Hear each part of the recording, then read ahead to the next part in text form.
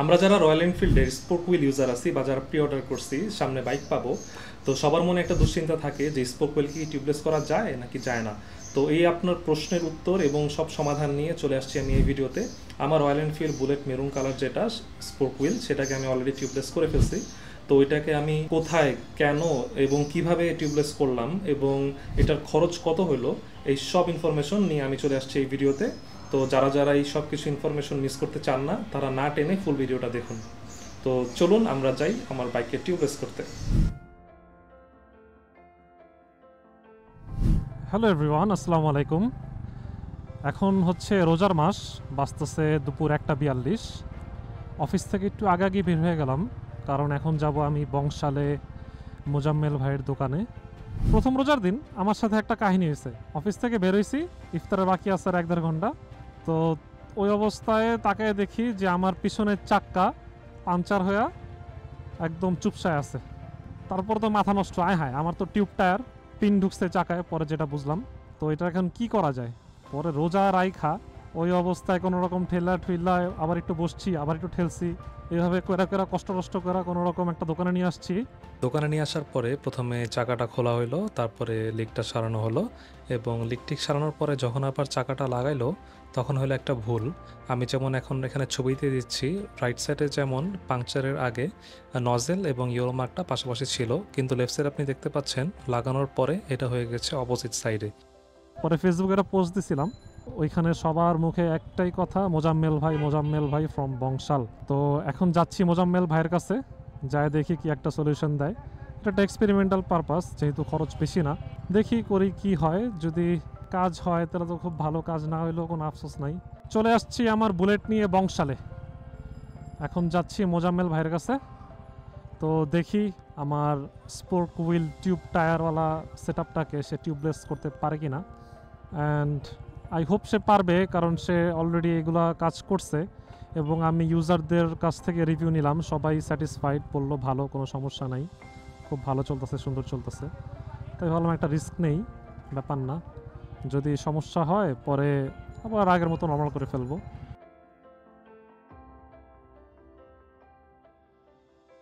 ভাই কই নাই? নামাজে গেছে? কই রাখবো, এনে রাখবো না অন্য কোথাও?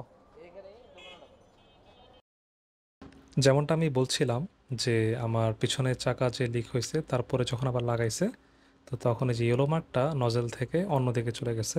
এটা আমি জানতাম না যে এটা একটা ভুল জিনিস। এটা ফেসবুকে যখন পোস্ট দিছি তখন এই ভুলটা একজন ধরায় দিছে এবং আমি পরে চেক করে দেখলাম যে সামনের চাকাতেও একদম সুন্দরভাবে ওইভাবেই লাগানো। প্রথমেই আমার পিছনের চাকা খোলা শুরু হইলো। এটা করলে কতদিন থাকবো টিউবলেস? বছর খানিক চলবো। 1 বছর? 1 বছর পর আবার জেল করতে হবে? না না বললে চলবো, দেখবেন সমস্যা যদি হয় তাহলে বলবেন, সমস্যা যদি না হয় তাহলে 1 বছর কি 2-3 বছর কিছু করতে হবে। ভাই এটা যখন খুলবেন, তাই না, লাগানোর সময় এইটা আবার অমনি লাগা দেন, যেহেতু একবার ভুল করছে। এটার মধ্যে ঠিক আছে, এই যে হলুদ যে দাগটা, এটা এই যে নজল বরাবর আছে, ওইটাও আসছিল, কিন্তু এটা লিক হওয়ার পরে আবার যখন লাগাইছি তখন লাগাইছি ভুল। পিছনের চাকার পরে সামনের চাকা ধরা হলো, দুটো চাকাই এক এক করে খোলা হলো, দুইটাকে একসাথে টিউবলেসের কাজ করা হবে।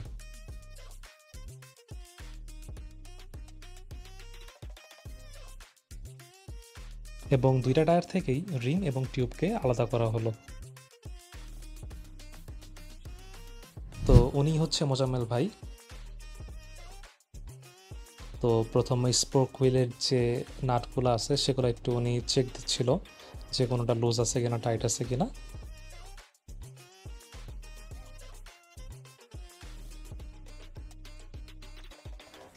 মোজাম্মেল ভাই ভালো আছেন?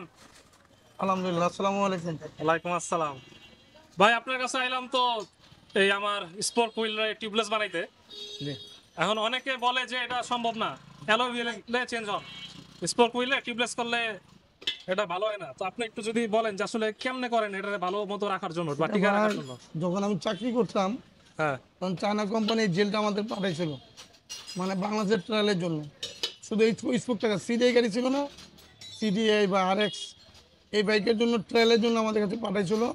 আমরা আমরা তাদেরকে কইরা দেখাইব। দেখাবো যে এটা যেন করতে পারি কি না। তখন আমরা আল্লাহ দিলে ওটা সাকসেস করছি। তখন আল্লাহ বাংলাদেশের মধ্যে এই এই মাইকেল জেল বা যে কোনো লিকুইড জেলগুলো এই মোটরসাইকেলের জন্য আসছে। তো এইগুলো আমরা আরও ধরুন 2005-এর মধ্যেই করছি।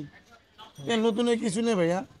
আর এটা যদি আপনি টিউবলেস করেন এটা আপনার জন্য ভালো, কারণ যদি একবার লিক হয় তাহলে ঠেলতে গেলে বুঝবেন, যদি চালায় নিয়ে আসেন তাহলে তো আলহামদুলিল্লাহ বাইচা গেলেন, আর যদি না চালান তা ঠেলতে গেলে বুঝবেন যে এই বডি ফিল্টার বডি বাড়ছে বা জিম করে আসছেন এরকম লাগে। আমি 3 দিন আগেই রোজা থাকা অবস্থায় খেলতে হয়েছে, এই কারণে আমি আইলাম দৌড়ায় আপনার কাছে। আচ্ছা, এখন দ্বিতীয় প্রশ্ন হলো ভাই, এটা আসলে কয়দিন টিকে, মানে কয়দিন পর পর এটা আবার ঠিক করতে হবে? আলহামদুলিল্লাহ যদি আপনি দেখবেন আমি যেভাবে কাজ করে দিব, যে পর্যন্ত আপনার সমস্যা ফিল না করবেন, ঘন ঘন হাওয়া চলে যেতেছে না ওইভাবেই আছে, তাহলে ধরার দরকার নেই। আর যদি তাও যদি মনে করেন হাওয়া কমে যেতেছে বা আবার ঘন ঘন, তখন হলে আপনি এটাকে চেঞ্জ করে আবার নতুন করে জেলটা ওয়াশ করে আবার ভরে নেবেন। না মানে কয়দিন টিকে, ধরেন 1 বছর 6 মাস? 1 বছর প্লাস। 1 বছর উপরে টিকে? 1 বছর উপরে। আচ্ছা, তার মানে এবার কাজ করে গেলে আমার 1 বছর আর চিন্তা নাই? 1 বছর হাত দিতে হবে ইনশাআল্লাহ। ঠিক আছে।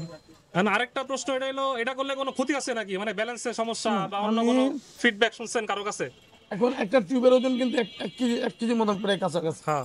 আর আমি এটার মধ্যে 1 কেজির মতন একটা জেলি দিব, তাই দিলাম এই জেলটা মোটামুটি 1 কেজির মধ্যে আধা কেজির মধ্যে মিক্সচারই হয়ে যাবে। মিক্সচার আধা কেজির মতন কাজ করবে, হাফ লিটার। ওইটা আপনি যেখানে লিক পাবে ওইখানে বন্ধ করবে, যেখানে পাবে। তা আলহামদুলিল্লাহ কোনো সমস্যা কিছু হবে না। আর টিউবলেস টায়ারে তো মানুষ এমনি জেল ভরে, এমনি ভরে, তো ওইটা যেমন ফিডব্যাক পায় এটা সেমই, এটা তো আর পার্থক্য নতুন কিছু কোনো না পার্থক্য নেই নাকি? আর আগেরকার মানুষগুলো কিন্তু টিউব দিয়ে গাড়ি চালাইতো। হ্যাঁ। এখন যেন আপডেট যুগ হওয়ানে মানুষ গাড়ি ঠেলতে চায় না, ওই সময় নষ্ট করতে চায় না, ওই জেল বইরাই নেয়। হ্যাঁ। যে কোনো গাড়ি হোক, যদি বাংলাদেশের মধ্যে 100টা গাড়ি থাকে 95% গাড়ির মধ্যে দেখবেন জেল ভরানো। আমার আগের হুন্ডাও তো টিউবলেস টায়ার ছিল, তো জেল ভরা ছিল। জেল তো সবাই ভরে, কিন্তু টিউব টায়ারে যে ভরা সম্ভব এটা অনেকেই জানে না, বা আমি নিজেও জানতাম না, এটা জানতে পারছি নতুন আর কি। কারণ আপনি করলে বুঝতে পারবেন পুরোপুরি। হ্যাঁ হ্যাঁ, ঠিক আছে, এই কারণে ভিডিওটা বানিয়ে যাচ্ছি, ফিডব্যাক শেয়ার করবো ইউটিউবে। অনেকে প্রশ্ন থাকে, যাতে আমার এক্সপিরিয়েন্সটা সবার সাথে শেয়ার করলে সবার হেল্প হয়। ওকে, থ্যাংক ইউ ভাই, তাহলে করেন। জি, আসসালামু আলাইকুম। ওয়ালাইকুম আসসালাম। টিউবলেস করার প্রথম স্টেজেই শুরু হলো গ্লু দিয়ে। তো প্রত্যেকটা স্পোকের যে ফাঁকাগুলো আছে এগুলো সুপার গ্লু দিয়ে অফ করা হচ্ছিল। এটা কি দিতেছেন, গ্লু? যাতে ফুটা দিয়া বাতাস না বাইরে। এমনি বেরোবে না, কিন্তু এটা দিলে তো আমার সিকিউরিটির জন্য, আমার কাজের জন্য ডিস্টার্ব না। প্রথম স্টেজে গ্লু মারার পরে সেকেন্ড স্টেজে হচ্ছে টেপ মারার কাজ। এই টেপটা সুন্দর করে মারা খুবই গুরুত্বপূর্ণ, কারণ আপনি যে জেল ভরবেন, জেল আপনার রিমকে খেয়ে ফেলবে বা ক্ষয় করে ফেলবে, অথবা জং পড়তে পারে, রং উঠতে পারে। তো এই সব কিছু থেকে প্রোটেক্ট রাখার জন্য এবং আইসোলেটেড করার জন্য এই টেপটা মারা খুবই বেশি জরুরি।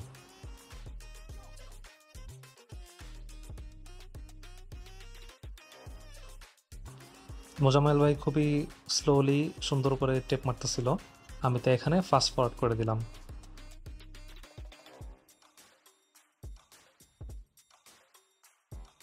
গ্লু এবং টেপ মারা কাজ শেষ হওয়ার পরে এখন রিমকে টায়ার ইনস্টল করতে হবে।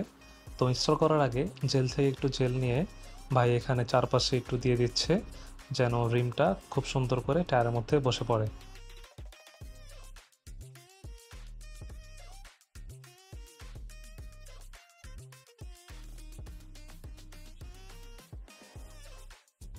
টায়ারটা কেয়ারফুলি লাগাতে হচ্ছিল, কারণ আমি বলতেছিলাম যে ইয়েলো মার্কটা যেন নজেল বরাবরই থাকে, যেমনটা আগে ছিল। এখন হচ্ছে এই ভিডিওর আসল পার্ট, জেল ভরা।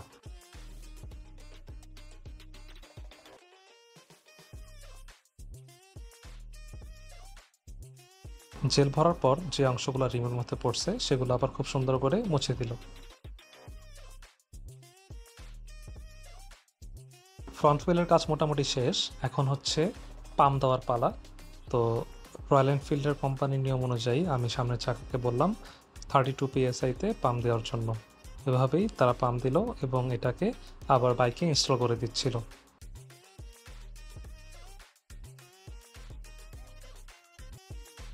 ফ্রন্ট হুইলের কাজ শেষ, আর ওইদিকে মোজাম্মেল ভাই ঠিক সেম প্রসেসটাই আমার ব্যাক হুইলের জন্য করতেছিল।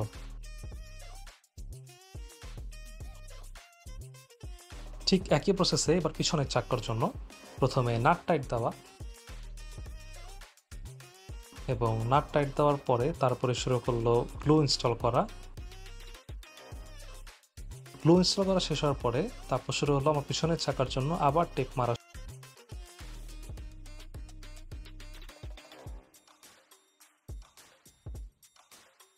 টেপের পরে আবার টায়ারকে রিমের মধ্যে ইনস্টল করা হলো।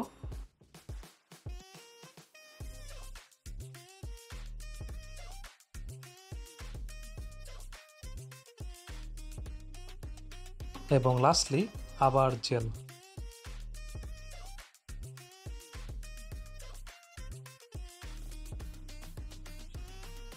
এই জায়গাটায় ঢুকছিল পিন। ভাই 36 পিসের চাকা। হ্যাঁ, এই টায়ার জেলটাই সামনের এবং পিছনের দুই চাকাতে ইউজ করা হয়েছে। এটার নাম হচ্ছে টায়ার সিলেন্ট এমজি অয়েল। তো আমার পিছনের চাকাও টিউবলেস করার কাজ শেষ। এখন হুইলটাকে আবার বাইকে ইনস্টল করা হচ্ছিল। তো এই প্রসেসটা খুবই ইম্পর্টেন্ট, যেন ফিটিংগুলো সুন্দর করে হয় এটা একটু বারবার বলে দিবেন। এখানে কিন্তু ABS এর সেন্সর থাকে, আর অনেক ক্রিটিক্যাল বিষয় আছে। এখানে ফিটিং যদি ভালো করে না হয় তাহলে কিন্তু বাইকের পারফরমেন্স ড্রপ করবে।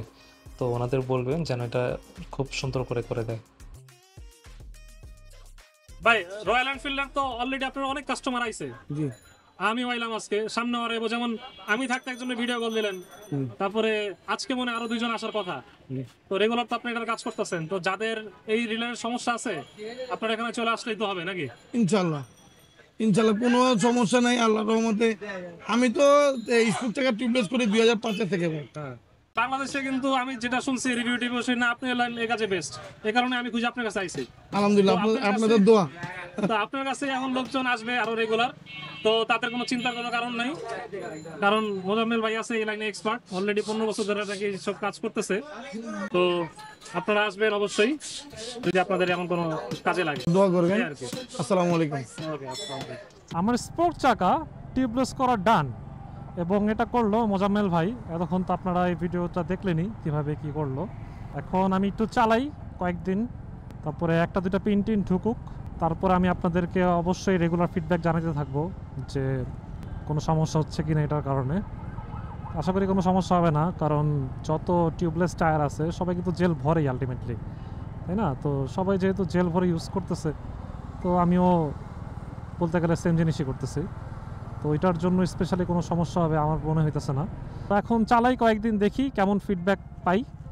এটা অবশ্যই আপনাদের সাথে রেগুলার শেয়ার করব। আমার অন্যান্য টপিকের ব্লগেও আমি এটা নিয়ে কথা বলবো যে কোনো সমস্যা ফিল করতেছে কিনা বা সব কিছু ঠিক আছে কিনা। তো মোজাম্মেল ভাইয়ের দোকানে আমি খুবই ভালো একটা সার্ভিস পাইলাম। ওখানে মোজাম্মেল ভাই নিজ হাতে কাজগুলো করছে, তো সে যেহেতু নিজে করছে তাই কনফিডেন্সটা আরও বেশি পাইছি। তো রয়্যাল এনফিল্ড নিয়ে গেলে আপনারা সেই প্রায়োরিটিটা পাবেন। উনি বিজি থাকলেও হয়তো সে নিজের হাতেই এটা করবে। এবং চাকা খোলানো লাগানোর যে কাজটা, এটা তাদের দোকানের যে সিনিয়র টেকনিশিয়ান উনি এই কাজটা করছে। তো তাদের এই কাজে আমি মোটামুটি ভালোই স্যাটিসফাইড।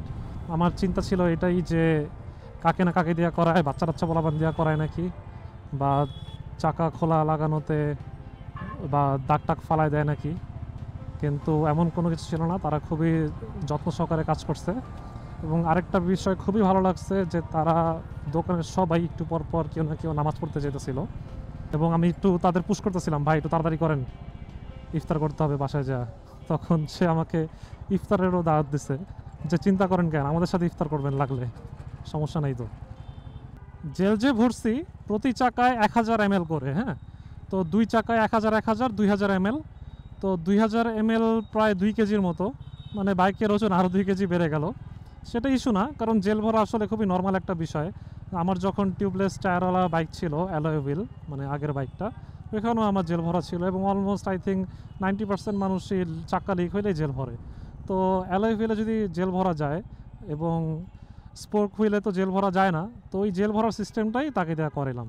তো তেমন কিছু না, জটিল কিছু না। তো আপনারাও চাইলে এই জিনিসটা ইজিলি করতে পারবেন।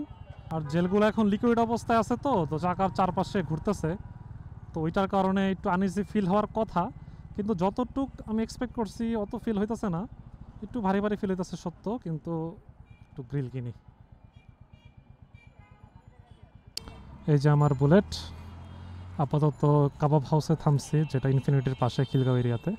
এখানে রেগুলার খাই, খাবার খুবই ভালো। তো যা হোক, যেটা বলতেছিলাম, আমার চাকায় যে জেল ভরছি, জেলের ওজন প্রায় 1000 ml করে 2 চাকায়। তো 2 চাকায় প্রায় 2000 ml, মানে প্রায় 2 কেজির মতো।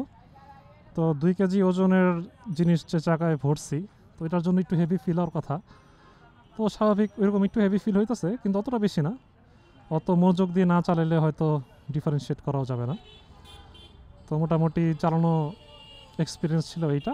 আপাতত একটু ভারী ফিল হবে, কিন্তু এটা যখন আর 2-3 দিন চালাবো, রেগুলার চাকাটা ঘুরলে জেলটা যখন চারপাশে ইভেনলি ছড়িয়ে পড়বে, তখন এটা আবার খুবই নর্মাল হয়ে যাবে।